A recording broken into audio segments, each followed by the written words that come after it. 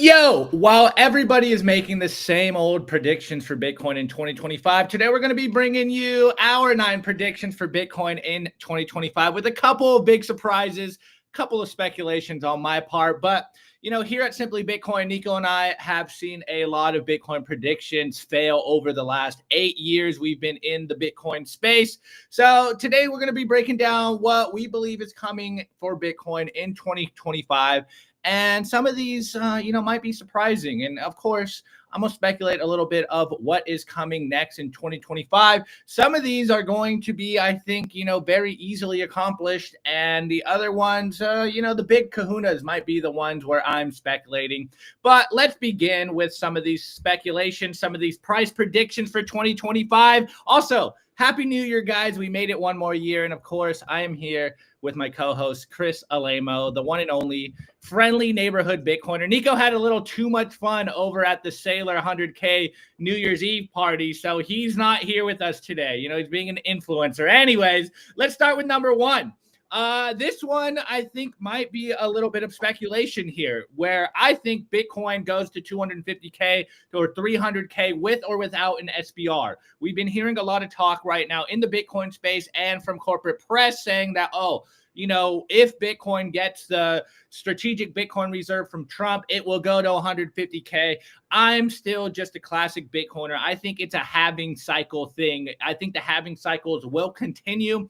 And I think 250 to 300K is a reasonable top here. I'm suspecting we are going to get a blow off top, and I'll cover that a little later. Now, my number 2, this one might be a big one, and this one might be a little early, guys. My second prediction is I think a world superpower begins printing fiat to buy Bitcoin. Now, of course, everyone's, top of the idea here, everyone's first pick is obviously the US, and that might be the case this year. We'll see. A lot of people are saying that we might not even get a strategic Bitcoin reserve, but personally, I think 2025 is going to be a year where we see the fiat money printers turn on to buy Bitcoin. As we are seeing, fiat currencies are losing their hold on the world, and it seems like 2024 had a huge foundation headed towards Bitcoin. And it seems like it might be a year of coin money printing from the fiat places. Okay, number 3, multiple G20 nations implement SBRs. We've been hearing these conversations. They've been talking about it. A lot of big names are coming out. I think next year we're going to see the dominoes fall as well. I think next year is going to be one of those years where we have a gradually then suddenly moment. I think we are going to see these SBRs implemented very quickly as the dominoes fall. Moving forward, number 4, top corporations of the world announced Bitcoin on their balance sheet. And by top, I mean, the Apple, the Microsoft, the Amazons of the world. We saw the Microsoft shareholders do a measly 1% vote for a Bitcoin on the balance sheet.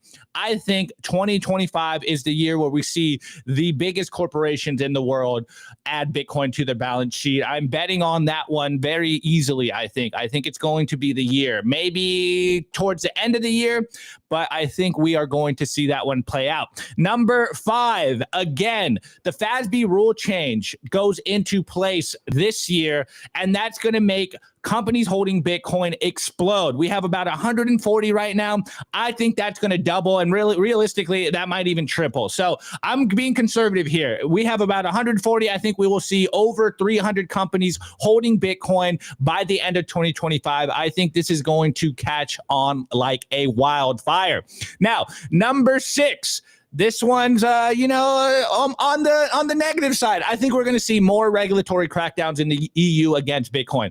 I think Europe is going to continue to fight Bitcoin, even though there is some grumblings about European countries, European Union starting to kind of favor Bitcoin a little bit. They're kind of talking about Bitcoin adoption, but I think my ex-girlfriend, Chrissy Lagarde out there at the ECB, I think they're going to continue to clamp down on Bitcoin. As we've seen with the European policies this whole year, it seems like they are doubling down on trying to stop the adoption of Bitcoin. I think that's going to continue, though. It could change if we see some very clear and good regulatory policies in the U.S. So if the U.S. kind of leads the road with very favorable policies, then maybe the EU will have to capitulate. But from what I see right now, the trajectory I'm seeing, I think the EU is going to continue to fight Bitcoin and have fun staying poor. Now, number 7, this is where I think, the halving cycles are intact. I think we are still going to see a 2017 style bull run with Main Street interest. That means, everyday people, I think, are going to come back into Bitcoin. We never got the blow off top in 2021. And I think we're going to see a lot of pent up demand in this bull run. Obviously, as I predicted in the first one, I think we're going to see a roughly 250K-ish Bitcoin price. And with that, it's not just going to be institutional capital. I think we're going to see millions of people come into Bitcoin like it was in 2017. I think we are due for a 2017 style bull run. I think we're going to see Bitcoin start to saturate the culture. Your cousins, your brothers, your mothers, your friends, they're all going to start to look at Bitcoin very seriously as it makes a run out of the 100K figure. As it starts making, a double or a triple, I think a lot of people are going to come out of the woodworks and they're probably going to be buying some tops. That's my view here.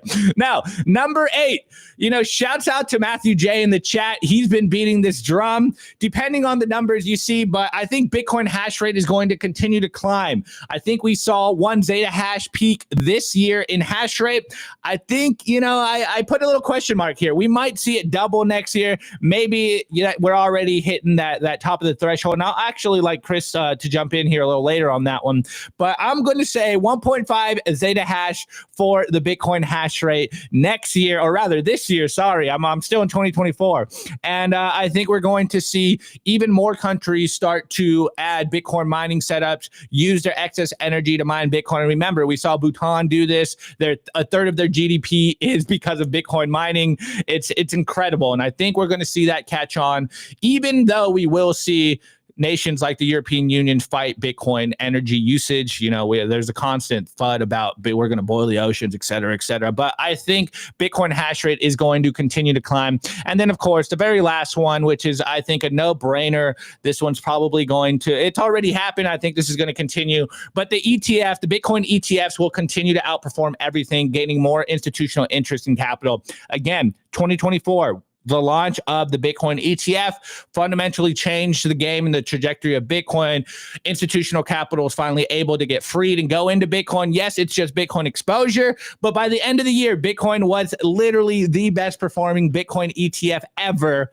It's outperformed gold ETFs. There's more interest in Bitcoin than gold ETFs. And so I think that's going to continue. And, maybe adding one more here with these price run-ups, maybe we're going to see Bitcoin start to eat away more in that gold market cap. Maybe, we're at 10K or 10% right now.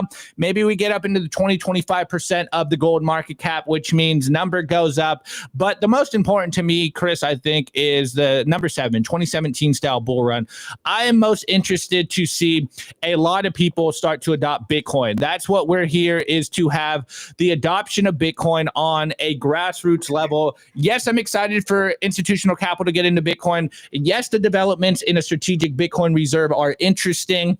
And of course, we all love to see number go up, but I really want to see more people holding Bitcoin. I really want people to start to save in Bitcoin, downloading Bitcoin wallets, running nodes. That's the most important thing here. As Nico always says on the show, there's 2 things going on. There's the Bitcoin price rise, the number go up aspect of this, and then there is Bitcoin, the revolution, and that is taking Bitcoin into custody, saving in Bitcoin, transacting in Bitcoin, as we would argue is the real reason for Bitcoin, is to protect your purchasing power and, of course, transact freely worldwide, 10-minute settlements. This is the way, and I think this is going to happen as the price starts to run. So I'm very excited for 2025. I think 2024 was one of those years of just laying the foundation, the bricks. I think the Overton window around Bitcoin has fundamentally changed. And again, I think this time is different, though.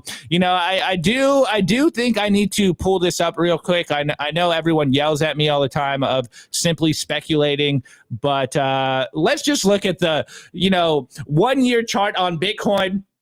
It's absolutely beautiful. What a beautiful chart here. And if it follows suit, 3 green, 1 red, 3 green, 1 red, it looks like we are in for one more green year. And then we'll probably get a correction in 2026. But hey, what do I know? I am just over here watching Bitcoin every single day. Everyone's saying in the chat, win 1 mil. I don't know. Win infinity. I don't know, man. I'm being conservative here. It's the start of the year. I want to look back at these predictions and hopefully be pleasantly surprised on this by the end of the year. So obviously, you know me, I'm bull-tarded. I think we'll get to those numbers quicker than we think, but I think conservatively. And I've been saying this pretty much since the beginning of last year, that the 200 to 300K range seems to be very, very attainable this time around. And now with all the things that we've seen, all the developments, I think that is honestly a very conservative price, prediction for Bitcoin in 2025. Anyways, Chris, you want to chime in here? Maybe you can add a couple Bitcoin predictions. Do you think these predictions are even predictions? It's almost like I'm just like reading what's going to happen, though for a lot of people, they still think we're crazy and we don't know what's going on. And we're like, no, I think most of these things will happen. So are you surprised by any of those predictions, Chris, or do you want to add a few? No, not surprised. I think they're good predictions. I don't want to say Merry Christmas, Happy New Year to everyone. Thanks for spending the time with us today. Opti, if you don't mind pulling them up just so I can just reference them, the 9. Yeah, I got you. All right, don't call me a bear in the chat, Opti, already, or the chat. I'm saying Bitcoin goes to about 180 this cycle. All right, wait, kick him off.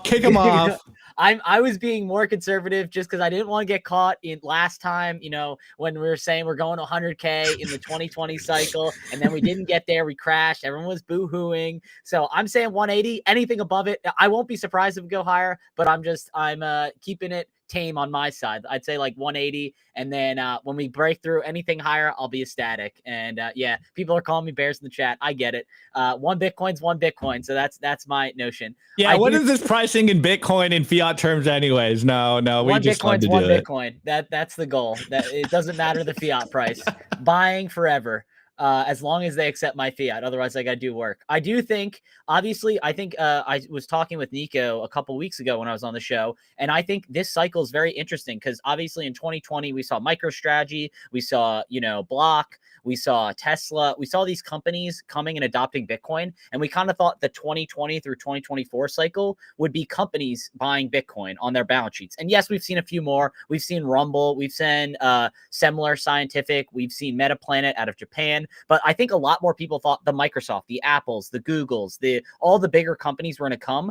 I think we've almost like gotten to a point where it was like, yo, they knew about it. They were on 4-year notice and they didn't get into it for whatever reason, maybe political reasons, maybe not understanding the regulatory environment, maybe the career suicide. They're worrying about like losing their jobs. But whatever the reason, it seems that we've leaped to nation state adoption. Obviously, Saylor adopted in 2020. We saw El Salvador adopted in 2021. Then we saw Central African Republic and a few other smaller nations. But I think now we're getting to the point Russia, China, and USA are all talking about 3 big superpowers. Obviously, Trump has talked about a strategic Bitcoin reserve, sent the alumnus. Like, it seems like we're going in that direction. So it's like you had 4 years and you had your chance and it seems to kind of be gone. I do think multiple G20 nations will implement SBRs. It'll be interesting to see. Argentina's an G20 nation. Obviously, in our lifetimes, Opti, we've seen Argentina hyperinflate, I think 4 or maybe even 5 times in a 30-year window. So it would make sense. Obviously, with Javier Milei in office there, it would make sense. He's more libertarian. He's more free market capitalism. He's been reducing government spending. Maybe with excess reserves from tax revenue, putting that into Bitcoin as a strategic return for Argentina would make a ton of sense.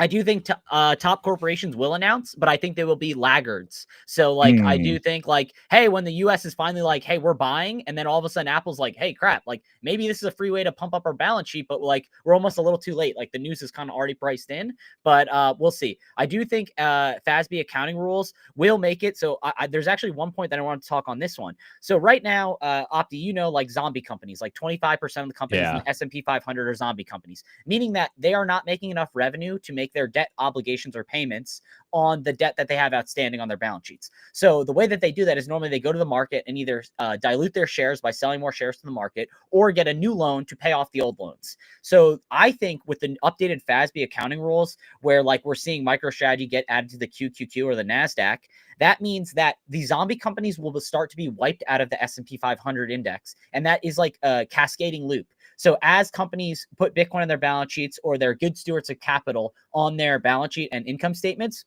that they will be added to the S&P 500 and the NASDAQ, and they'll be bumping out these zombie companies. And then it's almost kind of like, I hate to say like endgame for these zombie companies, but like basically the reason that they're able to prop up their like the zombiness of their company or keep propping up their balance sheet and company altogether is that they have the ability to go to public markets and they have passive flows from everyone from their IRAs to 401ks to 403bs passively every month buying their stock, whether it's good or bad, because that's just the way that it's set up to have a gigantic index of all these companies, and they're basically to keep this Ponzi scheme going on longer. So I think as these zombie companies get wiped out, or they don't want to get wiped out, they either put Bitcoin on their balance sheet to earn to prop it up to stay in the index, or they get wiped out and we actually have true a cost of capital through the pricing of Bitcoin allow good companies and profitable companies rise to the top. Like you can't have this forever money printing Ponzi scheme of let's print cheap money or low interest rates in order to prop us up to keep us in the top companies in the world. Like I do think that Bitcoin will be the true pricing indicator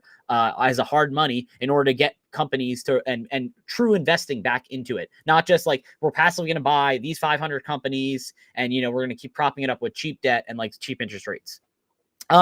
I hate to say it. I think your girl Christine Lagarde in the EU is going to make things more difficult. I mean, she's even telegraphed this. She's like, we need to stop all exit hatches. If there is an exit hatch, they will use it. We obviously, as Bitcoiners, see Bitcoin as that exit hatch. They have, man, I have not been following it as well, but I know like what is it, the MiCA restrictions, the MiCA regulations, where basically they're trying to dox people's wallets. Obviously, them along with the IMF have tried to put hosted and unhosted wallets as well as FinCEN.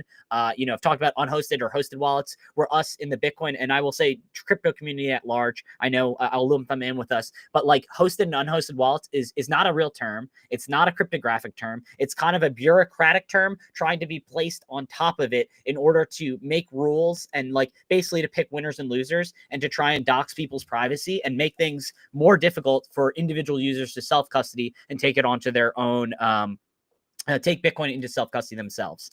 2017 bull run. Opti, I'll keep you up on screen. I'm bullish for this. I definitely do think this is going to happen. Obviously, we've talked about, you, me, and Nico have all talked about China's mining ban. We've seen that be hamper basically what we thought 2020 could be with in April of 2021 when they banned Bitcoin mining, and it made it more difficult. Obviously, it was propped up with FTX, Celsius, Voyager, all and the BlockFis of the world, 3 Arrows Capital as well. So the China mining ban on top of all of this free capital or cheap capital, trying to prop it up and basically print more than 21 million Bitcoin in the sense that they have, they were taking loans and basically propping up, artificially inflating it with fiat money printing once again to be more than 21 billion Bitcoin in fiat terms in order. And then that obviously got washed out in 2020, in the tail end of 2022 and 2023.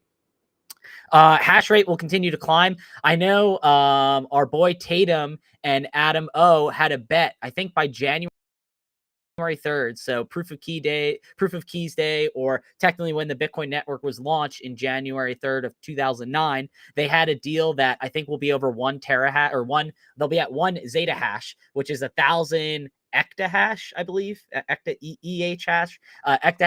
I don't think Tatum's going to win this bet. So I think Adam O was taking the bear side. I mean, we're going to be close. We're at like 850 ectahash, but he needs to be 1,000. I do think the hash rate is going to climb. And I'll add one more thing. I don't really have much for the ETFs, but it gets to that point where if we start printing money in order to buy Bitcoin, but then you run out of Bitcoin to buy, or I hate to say run out of Bitcoin to buy, there will always be price meets demand. So people will be willing to sell into the market. But like, if they start clawing Bitcoin off exchanges, like off Coinbase, as the US tries to put it into strategic reserve, or China or Hong Kong or Russia, or buying from all these exchanges, the only way to get Bitcoin when price is not meeting demand, or like the price is rising, but people aren't willing to sell, is to be able to prop up your mining of your country or nation, meaning that they will be using cash like, hey, shit, like it's very hard to get the amount of Bitcoin that we want. So the only best thing to do is to prop up mining infrastructure by buying machines or trying to get computers plugged in and getting chips in order to mine your own Bitcoin and like have your own operation running so you compete. And this is a little bit of soft war. I know Max Kaiser's talked about this as global hash rate in order to compete as a strategic reserve, you know, as we see water, as we see oil and gas, as we see, you know, bullets, as you see all these different things, gold.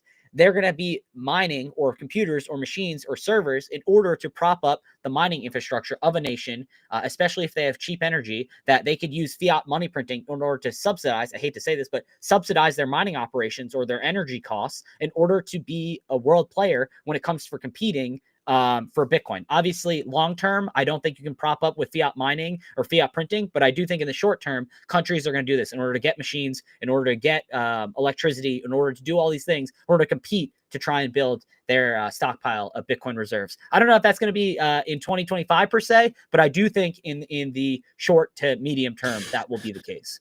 But yeah, good man, predictions. it otherwise. seems like 2024 was definitely a foundational year. I mean, some people have been calling 2024 a legendary year considering all the stuff going on, and Bitcoin's basically being talked about at the highest levels now. You know, Bitcoin's like it's essentially matured at this point. What? It's 15 years old. We're going on 16. It's, you know, it's a teenager. It's going through it's weird non-talking, you know, emo stages, and it's trying to grow up and become an adult, and it seems like things are starting to heat up. And on the flip side, I mean, Chris, we were talking about this before, like as Bitcoin goes higher and higher in number and it starts to saturate the culture, like the stakes are getting higher. And it seems like we're starting to enter those very high extreme stakes now. And I think it's more important than ever for us to be vigilant. Of course, we love number go up, but it's also important we try to get Bitcoin into the hands of people. And that's how we can protect ourselves, is by enough people holding Bitcoin that they can't actually attack us all. But yeah, jump in, Chris. Yeah, one more thing. So Opti, so obviously MicroStrategy sitting at what, 460, 450 Bitcoin. I guess we can pull it up on Bitcoin treasuries real quick. But my question to you, Opti, is, and this doesn't have to be a 2025 thing, but do you think any publicly traded company has the ability to pass MicroStrategy and their balance sheet of it's like 460, I think. The amount of Bitcoin, 446. So 446. So really there's only a few companies, and that's valued at 62 billion. So really the only companies that have enough cash on their balance sheet to do this are like Berkshire Hathaway, Apple, Google, Nvidia. Maybe Nvidia probably doesn't even have that much cash on hand. Microsoft. Like, do you think one of those companies is like, fuck, we're coming in over the top, we're buying 100 billion, and we're gonna have more than MicroStrategy? No, but it's a question to you. Like, do you think if they've reached escape velocity, or do you think one of these big, you know, top 20 countries do it? Well, personally, my easy answer is I think MicroStrategy is like, I don't think anyone's going to be able to catch up with them. Personally, that's like my gut feeling.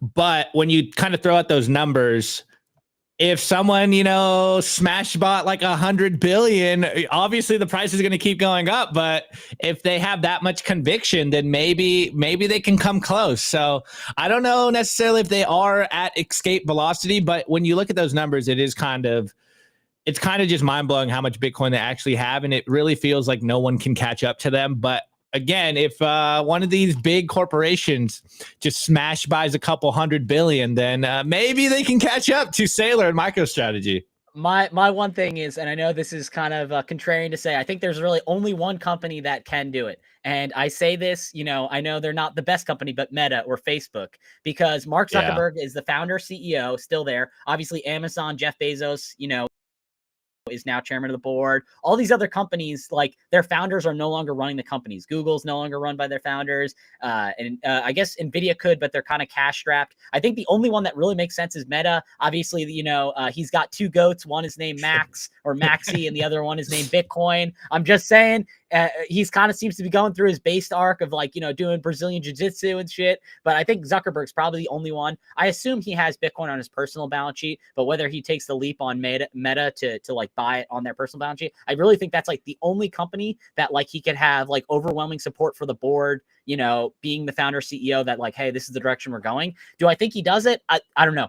Let's call it a coin toss, 50-50 split. But I do think like we're basically at the point that unless one of these big 10, big 20 companies make a leap to do it, I don't think MicroStrategy is going to be passed as a publicly traded company in terms of Bitcoin balance. Reserves. Well, I'm looking it up a little Perplexity AI here. They do have $256 billion in assets, but I don't think that is all just cash.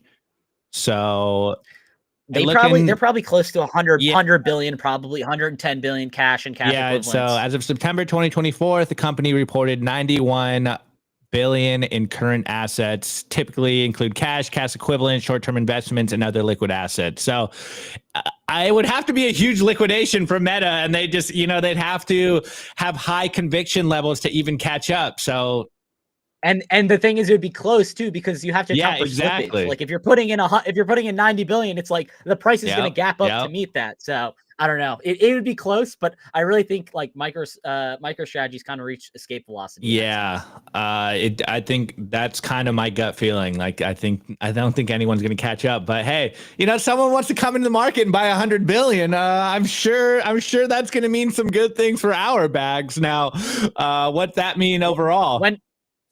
When does our boy Jerome start up the money printer and just like he start 2025 for sure. All right, guys. We got a long show for you guys, but before we do, we got to pay some bills here. Of course, shouts out to our lead sponsor, Bitcoin Well. Go to bitcoinwell.com. They are enabling independence. Make sure you are buying Bitcoin from Bitcoin-only companies. And the reason we love Bitcoin Well is because it is automatic self-custody by default, which literally means you need to have a Bitcoin wallet to buy Bitcoin from them. It also means they never hold the Bitcoin there, so you are never going to get rug pulled. Go sign up to Bitcoin Well and use the promo code SimplyBTC and start stacking Bitcoin. Now, moving forward, of course, they also have the Bitcoin Well Infinite product. If you are a person out there that wants to smash by 50K or more Bitcoin at a time, get in touch with the Bitcoin Well Infinite team. They will do a white glove service, get yourself some OTC over the desk Bitcoin, and they will make sure that you are walked through the process and you can buy huge chunks of Bitcoin. And they have a great, incredible service. You'll have, your own personal rep, but email Nico at bitcoinwell.com if you are interested in that.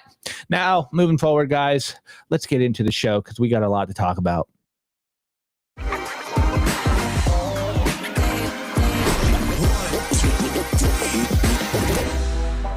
I want to tell you guys about our sponsor, Stamp Seed.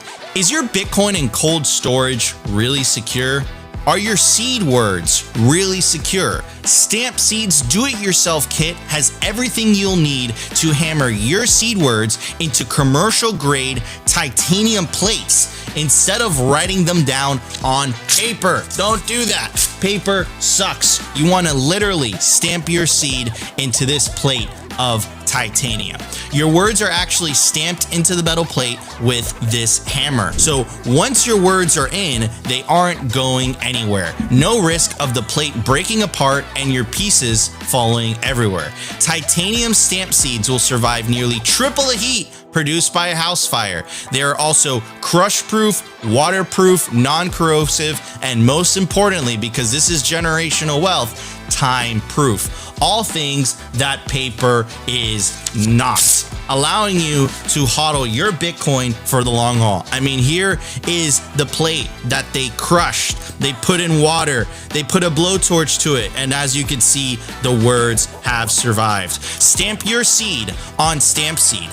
And you can use promo code SIMPLY to get 15% off anything on their store. All right, guys, of course, scan the QR code. There. And get yourself a stamp seed. Make sure you are stamping your seed phrase in something that won't get wrecked or ate by your dogs. Anyways, I do want to say one of these comments in the chat, which is pretty funny. Elaine, she goes, there he is, in response to Nico. I'm guessing he doesn't look that fresh today. No, I talked to him this morning and he sounded a little groggy. I think, he actually had a couple of drinks. He usually doesn't drink, but hey, he's at the Saylor Mansion party. Of course, he's going to have a little bit of fun. Anyways, without doxing Nico more, we are over here at Clark Moody's dashboard. Of course, the Bitcoin price is currently at $94,050. 94040. It seems like it's it's oscillating here. It's still a green day. It's still a green candle day, but we're only at 94K. It was funny watching the stream last night. Everyone's like, is it going to go to 100K tonight? I'm like, no, it's not. Anyways, the sats per dollar, aka how much Bitcoin you can buy for a single dollar, aka how much the dollar is worth in Bitcoin, is currently at 1,063 sats. The current block height is 877,354, and the market cap in fiat terms is $1.86 trillion. The Bitcoin versus gold market cap is currently at 10.2%, 10.20%. And one of the predictions was, I think this number is going to go to 20, maybe 25% in 2025, guys. You can hold me to it. I think this is coming. I think this is coming in 2025.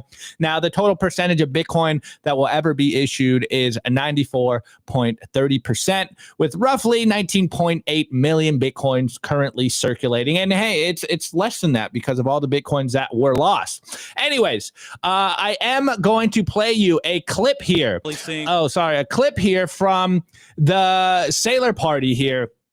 And I know we've been covering this. I'm sure you guys have been following this, but we got a clip from the Saylor 100K yacht party, New Year's Eve party, from the Metaplanet CEO saying if President Trump's adopt Bitcoin as a strategic reserve, other Asian countries will do the same. But there is a little tidbit of information here that there's been some rumors circulating, and it seems like they might be playing out to being actually happening, and they're just waiting to announce them once Trump does. Anyways, let's play this clip and then we'll talk about it. I'm slowly but surely seeing Bitcoin becoming a topic of discussion at the highest levels of government. Corporations around the world beginning to adopt it as a Bitcoin standard. In April, for us, that's when we decided that we wanted to adopt Bitcoin, and now all we want to do is accumulate more Bitcoin over time for our shareholders. And so 2024 will go down as the year where it all began. The year where it all began, and also sort of like Donald Trump following your footsteps, because now he's saying he's going to have a Bitcoin strategic reserve. Do you think that's actually going to happen? Absolutely. Being a non-American, perhaps I can say this definitively. I do think that the Bitcoin community in the U.S. helped elect the president, and so hopefully President Trump will do what he has said that he will, which is to make Bitcoin a strategic reserve, and then countries around the world will follow. Japan is one of those countries where they do look to the U.S. as sort of their big brother and follow in their footsteps, and so I think if President Trump does adopt it as a strategic reserve, then Japan and many other countries in Asia will do the same. In a way, it's sort of like we're going to see the game theory play out in full circle. We're going to see, like, what countries would you say will follow the United States footprints? Good question. You said Japan? Yeah, I think Japan. I think a lot of the countries in Asia. I think a lot of the third world countries in particular that see, perhaps adopting Bitcoin will be a way to shore up their own currencies. It's going to be interesting to see. I mean, coming out of the Dubai Abu Dhabi conference, we got to hear from a lot of the governments in the region, and I think it's definitely something that is a topic, and they are secretly buying kind of behind the scenes, and hopefully they will announce quite soon. I think a lot of them are being deferent to the U.S. So after President Trump announces the strategic reserve, I think a lot of other countries will. Interesting stuff there, guys. We've been talking about this. Yeah, the chat's going wild right now. We've been talking about this playing out. There's been a lot of rumors that some countries in the Middle East have been stacking a lot of Bitcoin, and it sounds like the Metaplanet CEO is I don't know if he has firsthand knowledge of it, but it is very interesting to kind of think about that idea that, maybe they're just waiting for Trump to announce that he's doing an SBR before they announce that they have also been stacking Bitcoin. Now, that would be a very interesting development for 2025. Wow, I'm still in 2024. For 2025, but it's funny kind of listening to a non-American here, because if, Nico's been covering the poly market odds, you can see the betting odds. It's roughly around like 30% right now of it actually happening. But it does seem like it's becoming a very real conversation. And if Trump kind of pulls the trigger on this, starts to maybe just switches, the Bitcoin that they have at the Marshalls holdings to the strategic Bitcoin reserve, maybe it's not going to be the million Bitcoin buys, but it seems like it's actually going to happen very soon, and it will happen quickly. Once Trump announces this, I think we will see some very big announcements following it. And, we've been hearing the rumors for a while now that other countries have been stacking Bitcoin, and it seems like these rumors are being confirmed daily. So I don't know. I thought that was an interesting tidbit that we got there. But Chris, what's your thoughts on that clip? No, I think it was very good. It's very interesting to see the Metaplanet CEO talk positively about Bitcoin. Like I said, they adopted in April, and obviously they've been having a strategic reserve going. My boy Dylan LeClaire, our friend of the show, over at Metaplanet, helping them buy Bitcoin as a director for their strategic reserve. So I'm really proud of him.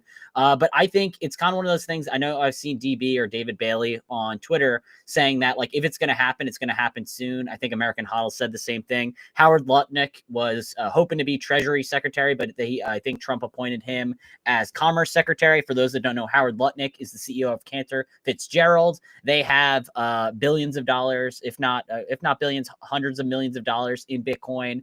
He's very bullish on Bitcoin, so I definitely could see him leading the charge for the strategic reserve of Bitcoin. Obviously, RFK was saying when he was still running as a candidate, he was saying, like, we're trying to buy like 4 million Bitcoin. I think Trump's was a little bit more tame, saying like to buy 200 million or however much million Bitcoin every over the next couple of years. But I do think one of those things that I think it is pushing for strategic reserve.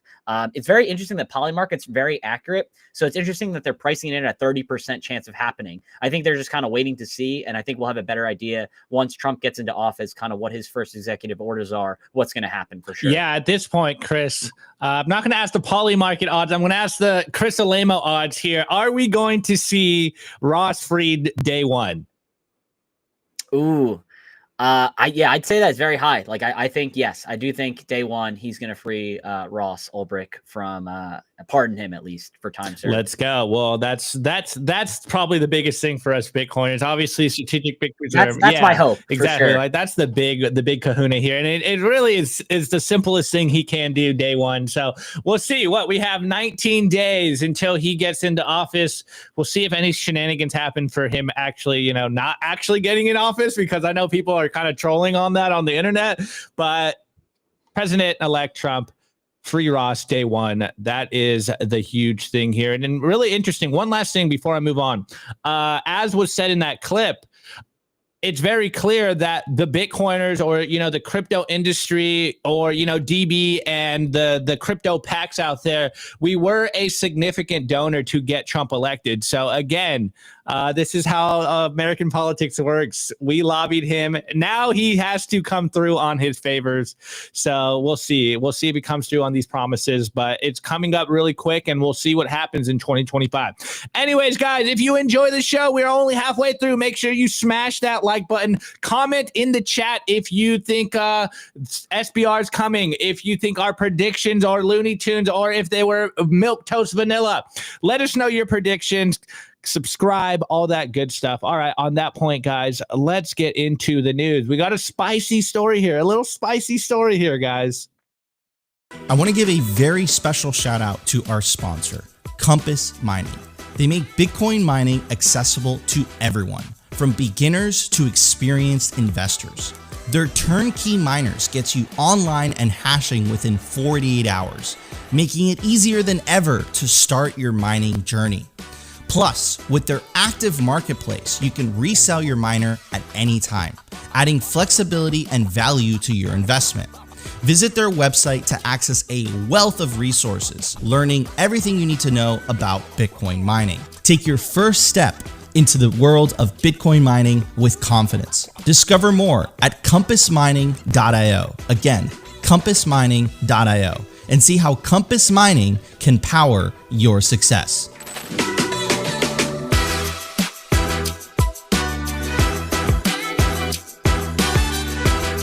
I want to give a shout out to our sponsor, Foundation. It's self-custody done right. They built a premium grade hardware wallet called Passport right here in the US, and it integrates seamlessly with their free app called Envoy.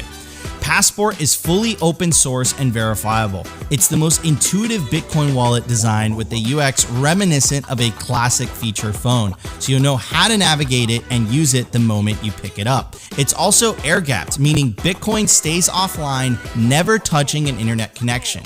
It's Bitcoin only, open source verifiable, air-gap security model, gorgeous design craft, premium grade materials. Get your Bitcoin off exchanges and into your own hands in just a few minutes with Passport at foundation.xyz/simply. Get peace of mind. I don't know why that ad made me laugh today. Anyways, get yourself a Passport by Foundation. Use the promo code Simply. I'm not going to model it completely for you guys, but you already know the deal. These are beautiful. And if you connect it with the Envoy app, I swear it's one of the easiest hardware wallets out there. All right, guys, going into this news story, I'm going to lay a little bit of context here. And we got a special, I wouldn't say a special announcement, but we got a kind of an update on this news story here. So, of course, we've been talking about this for a while. You know, Nico's really big on Elon Musk freeing the bird. I think it's starting to get a little hairy out there. I'm not going to lie. There's some weird things happening now, guys. So anyways, here is a headline from October 31st, 2023. Elon Musk everything app plan for X in his own words. Of course, he's been talking about the brand change from Twitter to X and his whole hope for making the WeChat of the West, the Twitter or X, into the everything app. And now we got another update here. So we got this tweet from Linda Yaccarino, which is, of course, I believe, Chris, correct me here, is she CEO or president right now of Twitter? She's the CEO running operations. Elon's more running the engineering. So this is the CEO of Twitter, and she goes, in 2024, X changed the world. Now you are the media. And in 2025, X will connect you in ways never thought possible. X TV, X Money, Grok, and more. Buckle up. Happy New Year. And the reason we're talking about this is, of course, X Money, the everything app. Elon Musk has been talking about the turning Twitter into basically, you know, your bank account, and all you're going to need to use is X, and we're going to use it for money and payments, etc. Obviously, he came out of the PayPal school. He was an owner of PayPal, and now it seems like that is where the rebrand started. He wants to turn Twitter into his initial idea of the X payments and the X everything app. And now it seems like 2025 is going to be the year that they implement all of this. Obviously, as a Bitcoiner, we would love to see him just really easily do this with Bitcoin, but I don't think that that's the case. Me and Chris were actually kind of trolling before the show and talking about this. Is like, it's most likely the case that he's going to roll out this X Money, X payment app with like USD Tether and Doge, and we're just like, it's going to be horrible. But and we also were looking it up, that the old Twitter payments with Bitcoin that Jack Dorsey had, it's nowhere to be seen on Twitter. So very interesting, but there is kind of some hot water right now on Twitter. Of course, I'm sure everyone has seen this tweet before. This is Elon Musk, who is now Kikius Maximus. And he goes, new Twitter policy is freedom of reach, freedom of speech, but not freedom of reach. Negative/hate tweets will be maxed, deboosted, and demonetized. So no ads or other revenue to Twitter. You won't find the tweet unless you specifically seek it out, which is no different from the rest of the internet. The reason I'm bringing this up is there has been some form of political censorship on Twitter in the last week, in particular in response to, and of course, we're not a political show here. This is me just laying things out, but in response to the H-1B visa program. Elon Musk was tweeting about this over the weekend. It seems like he is taking away people's blue check marks. It seems like he's deactivated some accounts, which is very interesting because he's been saying for a while that this is, you know, the public square of opinions, and if you disagree with me, you'll still be on the platform. And it seems like on this topic, if you are disagreeing with him, you are either losing your account, losing your blue check mark, getting demonetized. So it's very interesting stuff we're seeing. And of course, the point here is basically what our boy Beauty on says: trust Elon with your money. Lol. It's absolutely hilarious. And this is why we're Bitcoiners, because we don't want to trust anyone.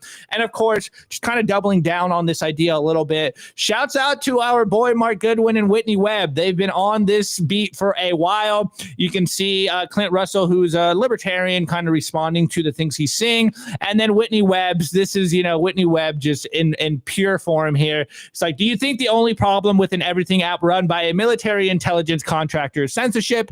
Do you perhaps see any risk to centralizing IMP services on a single app run by someone who openly works for the surveillance state, which is quickly moving into a pre-crime? Because if you say you recognize these risks and you hated me lecturing you on it, I'm not sure you fully considered what's going on. So again, I've said this on Twitter, and I said this to Chris earlier. I think a lot of us have to apologize to our boy Mark Goodwin out there. Matt Odell's been on this beat. I know Nico still kind of agrees or believes in the idea of Elon freeing the bird. It does seem like he did free the bird.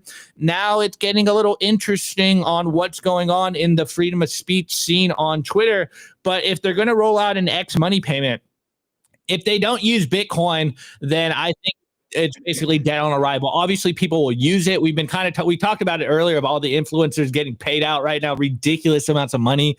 So obviously, they will use the X payment app, but I think it's going to eventually end up like PayPal or something. And it would really be revolutionary if they just unleashed it with Bitcoin. That would really be the true X payment everything app with freedom of speech fully intertwined and symbiosis with it if it came with Bitcoin. But I'm not that hopeful on it, Chris. I know we were kind of joking about it. If he does roll it out, it's going to be with Tether or Doge or something silly. And yeah, so I don't know, man. What's your thoughts on this announcement? Obviously, they've been talking about it for a while, of this X everything payment app, etc. But now it seems like 2025 is going to be the year that we see this stuff get rolled out. So interesting developments on the digital payments front in the digital frontier with Bitcoin and everything else. So what's your thoughts on all this news, Chris?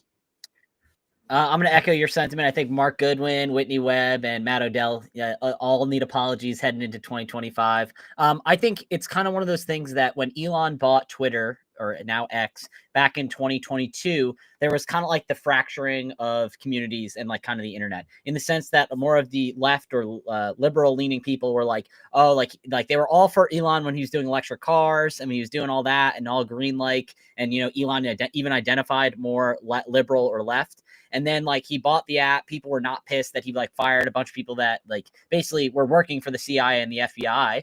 And then he kind of like started to become more right-leaning, or more, he says he's still a centrist. And then the Overton window has shifted, which it really has. Bitcoin has shown that as well. And then I really do think he helped win the 2024 election. Yeah. Like without a doubt, if Elon doesn't buy Twitter and doesn't put his hat or behind Trump, like I don't think Trump wins the election. And I mean that wholeheartedly. But I think Odell has been beating on this drum for at least 2 years now, saying that it's not the issue of censorship or not. It's like to censor or not to censor.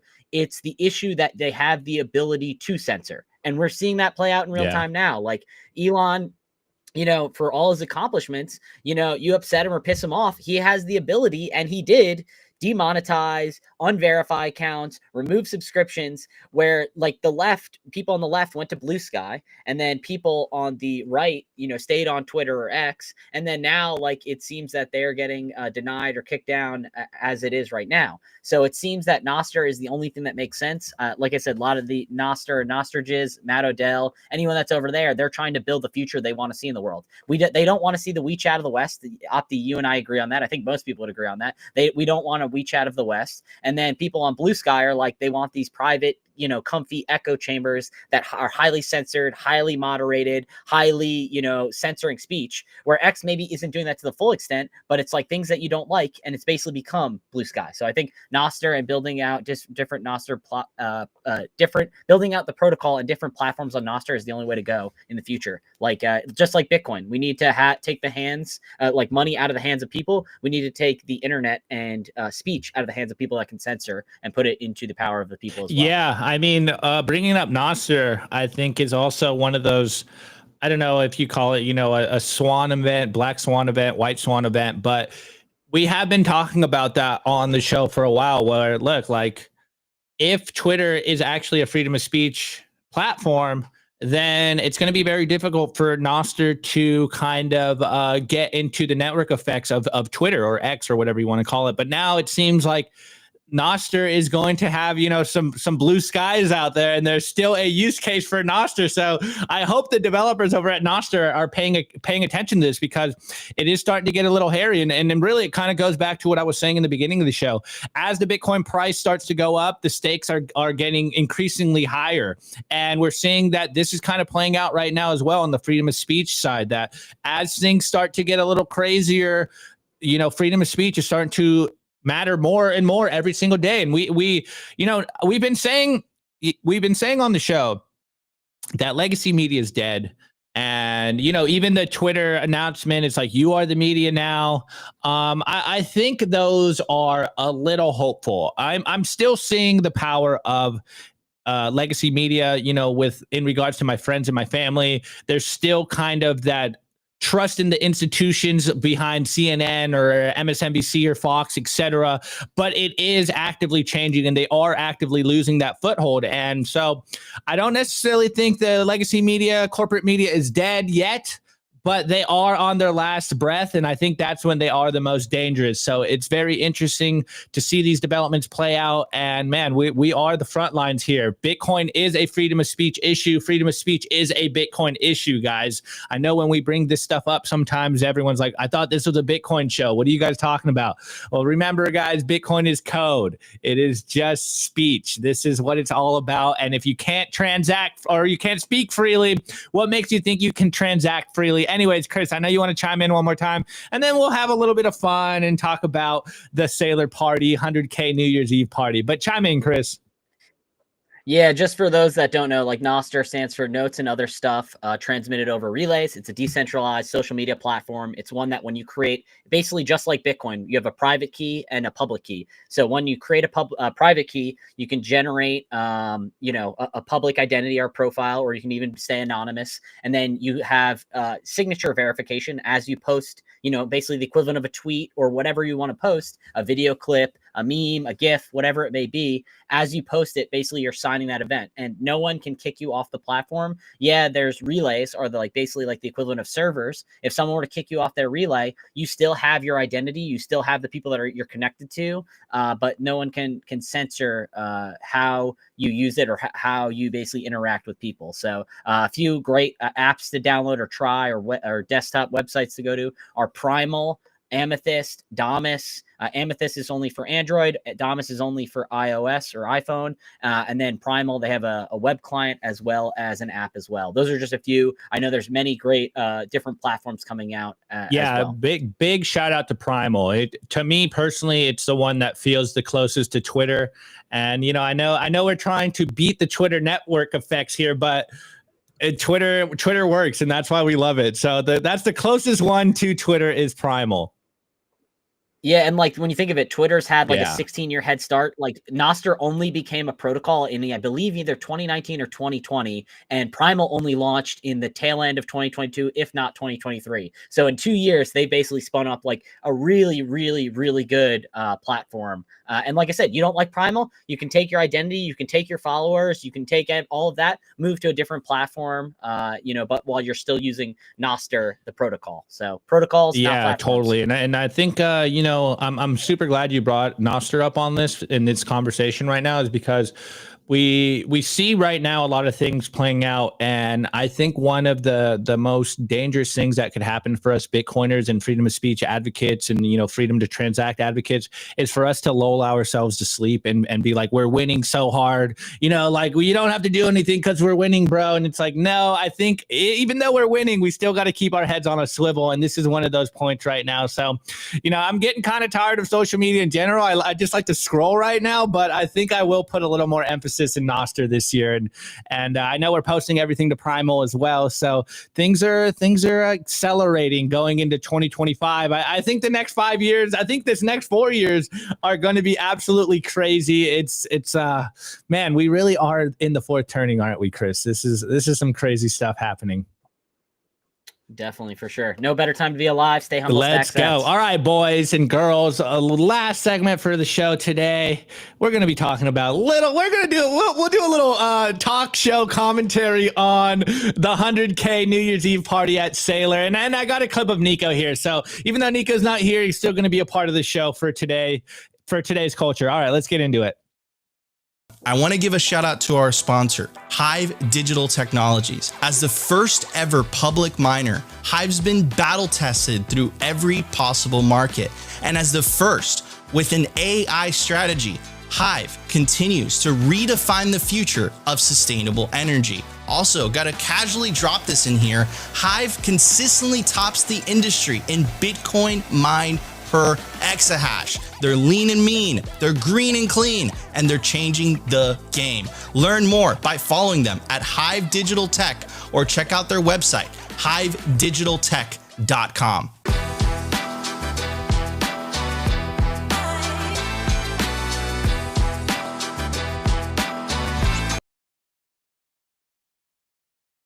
All right, boys and girls, mainly boys, but some girls. Shouts out to the girls out there. Make sure you get yourself your ticket to BitBlockBoom. It is in Dallas, a true Bitcoin conference. It's small. It's cool. It's where LobbyCon and PoolCon came out of. It's where it was born. It's going to be April 3rd through the 6th, 2025. So what? A couple of months from now, guys. Make sure you get your tickets now. So cheap it's ever going to be. Everyone always FOMOs before the conference, but if you get them now, make sure you're planning to go to Dallas.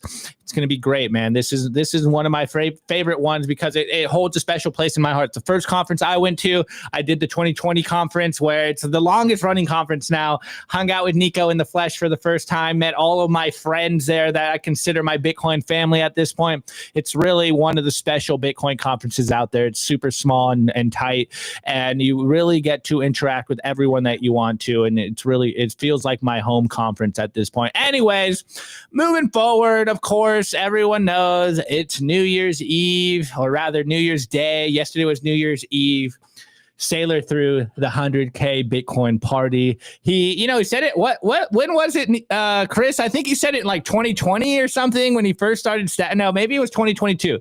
2022 when he was stacking Bitcoin. We were all thinking Bitcoin was going to go to 100K, and I'm pretty sure John Vallis, or it was John Vallis and American Hotto that said, "Hey, if we break 100K, are you going to throw a party at your yacht?" And he followed through. So kudos to Saylor for actually following through. Yes, it was a New Year's Eve party. It wasn't actually when Bitcoin broke 100K. There was a lot of talk of whether Bitcoin was going to break 100K on the night of New Year's, New Year's Day. It didn't actually break 100K. We're still at roughly, 94K. But the start of the new year, Bitcoin price is still kind of going green. I think this is going to be a big year for us. But anyways, I did want to play a little clip here. I don't know if you guys saw, but Nico's looking dapper over there at the 100K yacht party for New Year's Eve. And so, I'll just play a little clip of Nico, and then we'll show you some scenes, and maybe me and Chris will troll a little bit. But here we go. Here's Nico at the Bitcoin 100K New Year's Eve party. One of the most powerful quotes I've heard from Jeff Booth is, the thing about Bitcoin is that you are going to have to get used to the idea that even your worst enemy is going to adopt it and benefit from it. So I think that's something to keep in mind. And I think we also have to look at Bitcoin on two fronts: Bitcoin as the investment and Bitcoin as the revolution. I think all us Bitcoiners truly want to see Bitcoin effectuate change in the world, really free humanity from the tyranny of central banking. And that really only happens with individuals taking adoption of Bitcoin, specifically into self-custody. So I think two things could be true at the same time.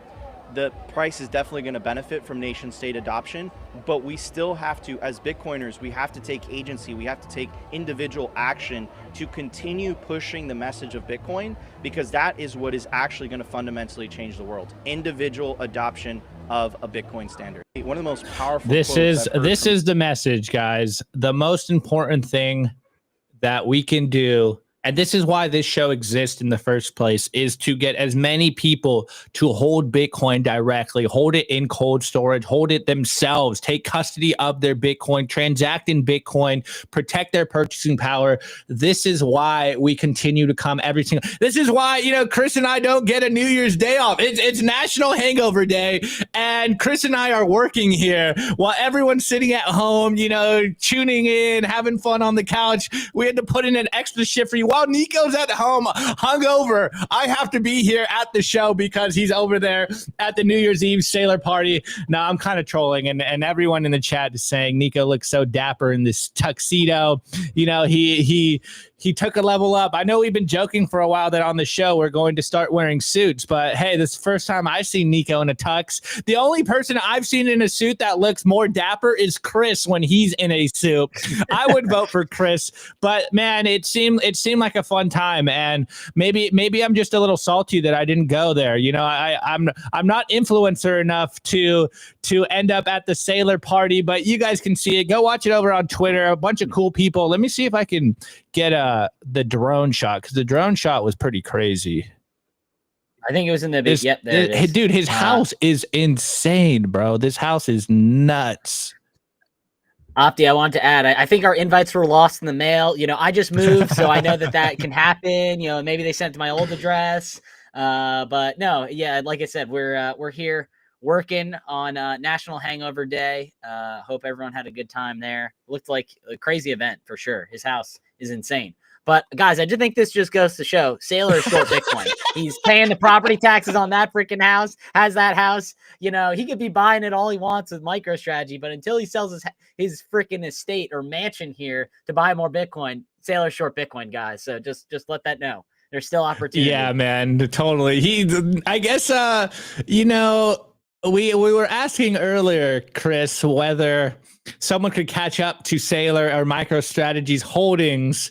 You know, it looks like he's maybe not going to be able to buy as much Bitcoin anymore. It's going to be hard for him to get more debt at this point, man. Unless he's doing like HELOCs on this house over here, it might be a little hard for him to keep stacking that Bitcoin. No, I'm trolling, but there was an interesting article I saw this morning in kind of fighting Saylor and buying Bitcoin. The headline was something on the lines of like, why is Michael Saylor slowing down on his Bitcoin buys? You know, is MicroStrategy in trouble, etc.? And so you can see that everything we're doing here in Bitcoin, like, we're still early. It's still a very new thing. There's still a lot of fudsters, skeptics, and people that are critics in regards to what's going on with Bitcoin.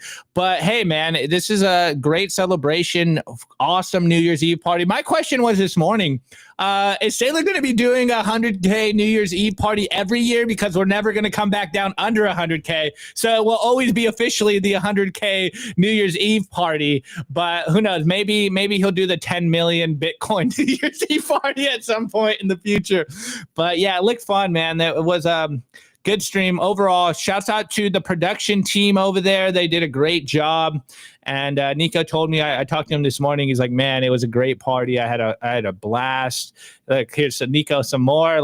We could hear a little. The things we were looking talking like about James Vegas, Bond in the tuxedo. I'm so excited about Bitcoin 2025 in Las Vegas is coming up. You guys had an absolutely phenomenal conference in Nashville.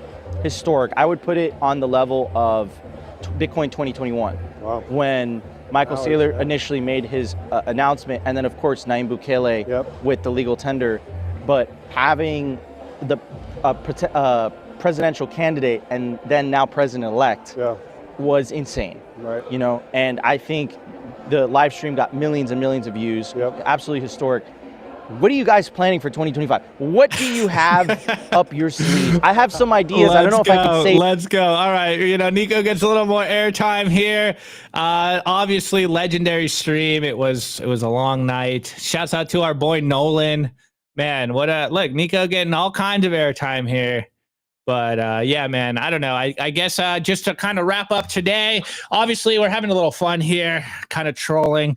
Actually, it would be remiss if I didn't say no Meme Factory member was at the 100K party, and I think they were like the literal one of the Genesis groups to start the 100K party, but hey, you know, we're not going to hold it against Saylor. But yeah, you know, I guess we're just not big enough influencers, Chris. We don't have Nico's gravitas over here. Nico's the influencer here. I get to troll him while he's away. But yeah, it looked like a great time, great New Year's Eve party. Anyways, Chris, you want to say some last words, and then we'll wrap this one up for today. No, I just meant I hope everyone had a great 2024, you know, had a great party or had a good time last night heading into 2025. But I think, you know, the opportunity's still there. You know, people still only 1% of the world, or even less than 1% of the world even uses Bitcoin, or I think more than 1% know about it. But when you really look at it, like there's less than 1% of the world uses Bitcoin. So stay humble, stack sats. You know, we're still in the early adopters phase of Bitcoin. So I do think I'm still bullish on it. You know, stay humble, stack sats. And I hope everyone has a great time in 2025, and we'll be here for all of it. So looking forward to chopping it up with you and Nico and the rest of the crew. Let's go. Yeah, guys. You know, I think I said it yesterday. I'm not looking forward to the grind that will be 2025, but I will take it one day at a time. And hey, if the Bitcoin price starts going up, I guess it'll make it that much easier and better for everyone here. So it should be a great year. Congratulations on every single one of you for hodling through 2024. I think 2025 is going to be a spectacular year. We are at the very first day, you know, first couple of blocks of 2025. And I think it's going to be an even more legendary year for 2025. So we'll see if these predictions stay true going into 2026. But I think most of these will be very easily knocked off. Anyways, guys, we love you guys. Appreciate the support. Of course, like the show on your way out. Comment below if you think these predictions will happen. And of course, subscribe to our channel if you think we are providing value to you guys. Again, we'll be back tomorrow. Nico will be back tomorrow. We'll be back to our regularly scheduled programming. Anyways, Chris, appreciate you coming on. Appreciate you taking your National Hangover Day, you know, coming on the show. No PTO for us today, bro. We got to show up and make things happen. The show don't stop. Anyways, appreciate it, Chris. Thanks, guys. Have a good one. Have a great 2025, and we'll see you guys soon. All right, guys. Peace out. We'll see you tomorrow. Today's episode was brought to you by BitcoinWell.com, a Bitcoin-only platform on a mission to enable financial independence.